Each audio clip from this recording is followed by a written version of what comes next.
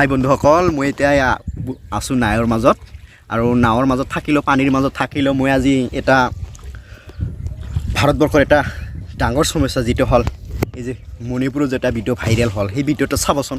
সেই ভিডিঅ'টো যে ভাইৰেল হ'ল আৰু হোৱাৰ পিছতে বৰ্তমান একেবাৰে চাৰিওপিনে একেবাৰে হুলস্থুলীয়া এটা পৰিস্থিতি হৈ পৰিছে। কেনেকৈ হ'ব পালে ইমান ডাঙৰ ঘটনা?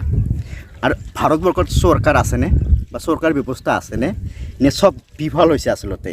সেই মই সমগ্ৰ ভাৰতবৰ্ষৰ মানুহক অৰ্থাৎ অসমৰ মানুহক অৰ্থাৎ বিশেষকৈ য'ত উত্তৰ পূৰ্বাঞ্চলৰ মানুহক মই অনুৰোধ জনাইছোঁ যে আপোনালোকে সকলোৱে আহক, প্ৰতিবাদ কৰক যাতে এনেকুৱা কাণ্ড আৰু যিবোৰত নহয়। আৰু এনেকুৱা কাণ্ড আচলতে মানৱ সমাজক লজ্জিত কৰাৰ লগতে আমি যে মানুহ হিচাপে ইয়াত জীয়াই আছোঁ বা ভাৰতবৰ্ষত যে আমি জীয়াই আছোঁ, লাজ লাগিছে আজি। গতিকে চাওক, আপোনালোকে চাওক।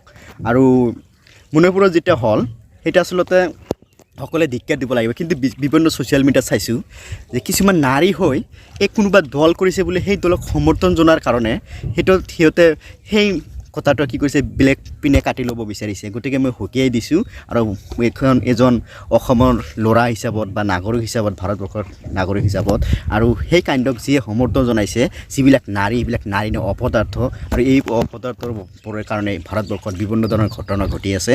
গতিকে এই অপদাৰ্থবোৰক আমি যিমান সোনকালে পাৰক বহিষ্কাৰ কৰক আৰু আপোনালোকে সকলো সমৰ্থন জনাওক যে এনেকুৱা ঘটনা যাতে আৰু নহয়। গতিকে চাওক, এই যে আমি পানীৰ মাজত গৈ আছোঁ। গতিকে মোৰ চেনেলত যদি আপোনালোকে নতুন, আপোনালোকে ছাবস্ক্ৰাইব কৰি কিনে মোৰ লগত থাকিব বুলি আশা থাকিল আৰু অনাগত দিনত যাতে মই আৰু ভাল ভাল ভিডিঅ' আপোনালোকৰ মাজত দিব পাৰোঁ। আৰু সেয়ে মই সকলোৰে ওচৰত ধন্যবাদ জনাই সকলোৱে একেদিৰে আপোনালোকে চবেই একেদিৰে মণিপুৰৰ ঘটনাৰ গৰিহণা দিয়ক। গৰিহণা দিয়াৰ লগতে ইমান বেয়া ঘটনা যাতে আৰু নঘটে সকলোৱে ধন্যবাদ জনাই মোৰ ভিডিঅ' এইখিনি ৰাখিছোঁ।